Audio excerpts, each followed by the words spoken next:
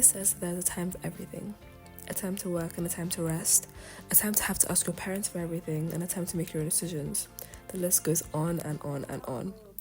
If you're listening and you think that sounds like pretty good advice, well, that's probably because it's straight out of the Bible. Ecclesiastes 3:1 literally says, there's a time for everything and a season for every activity under the heavens. Now, even if you think that that's good advice, there's a good chance that, like me, you don't always actually believe this. You want the time for certain things to be now. I am someone that is pretty good at getting excited about the future. In secondary school, I was so excited to do my IGCSEs and get to leave home and go to A-levels. I ended up doing the IB, which was tough, and so I absolutely could not wait for college, which would be easier and less stressful, right? And now I'm in college and I find myself getting excited about having my own apartment and getting my first job and all that comes with that. And none of that is inherently bad. In fact, I'd say it's a really great thing to be able to look forward to the future that God has in store for you. But there's also a pretty clear danger that in being so eager for what is to come, we miss what we have now. Now, this lesson that there is a time for everything became very real to me this summer. For context, I started university in 2022, which means that the summer of 2023, last summer, marked the end of my first year. It also marked the beginning of my internship anxiety. It was so interesting how things changed for me in college. Summer had once been a time to do nothing, to literally melt into the couch watching Netflix or playing The Sims and see my friends, but all of a sudden, that wasn't enough. At Yale, people's summer plans consisted of study abroad and internships. Mine consisted of going back home, which felt decidedly less glamorous and far less career building. But try as I might, I didn't get an internship that first year. And honestly valid, because I knew the bare minimum of computer science, and honestly I wouldn't have hired myself either, given the opportunity. But what awaited me at home was not a summer that was less than because it was different to that of my peers. I got to spend so much wonderful time with my family and deepen my relationships with my friends. I got to read and write and go to the gym and go out to lunch and make videos and in general, just do all the things that I love to do. And while I look back at that summer and I'm filled with an immense gratitude to God, I also remember crying on the couch to my dad because I felt like I was wasting time. What did he say? Not surprisingly, it was the exact same advice that he'd been giving me for years.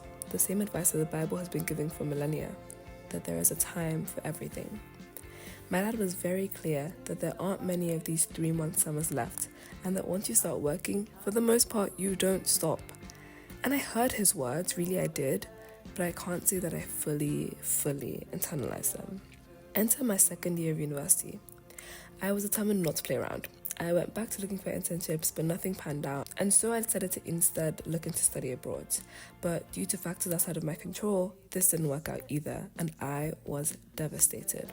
Like really and truly devastated to the point that I had to stop my tears and ask myself why I felt so unbalanced and upset by this. And the answer was because I had begun to build my future on this plan. I had mapped out an ideal path that began with a study abroad and went all the way to the life I wanted to live. And so when part A of my plan fell through, it felt like everything was collapsing. But I'll tell you the truth, guys, that is simply what happens when you put your faith in man-made institutions instead of God. Because everything else, literally everything else in this life has the capacity to disappoint you. Eventually, by God's grace, I got over it and made my peace with another summer spent at home. I was already planning the different hobbies and things I would do to make sure that it was a really great summer, all while getting adequate rest, of course. And then an opportunity for an internship came up. It was remote, which I originally hadn't been looking for, but which actually worked perfectly. And it was for a company whose mission I really agreed with. I applied and I got through by the sheer grace of God. And it was so crazy because had my original plan gone through of the study abroad, I wouldn't have been able to take this arguably better opportunity. And that is to say that sometimes the things we plan for ourselves don't always pan out, but we can rest assured that God has a better plan. And that would have been true whether or not I had gotten this internship. Now, back to the topic at hand. I worked for about 10 weeks this summer, and in a lot of ways, it was amazing. I loved my manager, my team members, and the other interns. Everyone was so nice and helpful, and I really enjoyed the work I did. I got to learn a lot, and I got to do that all while spending time with my family. Honestly, it was fantastic, but it was also a lot. I mean, working 8 hours a day is no small feat, and only being able to see my friends on the weekends really wasn't fun.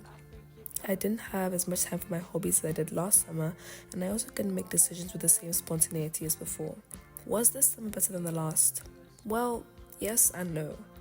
It was just different, and it made my dad's advice really sink in. After spending one summer mostly working, I cannot overemphasize how grateful I feel for that 2023 summer. That was a time for just rest and enjoyment.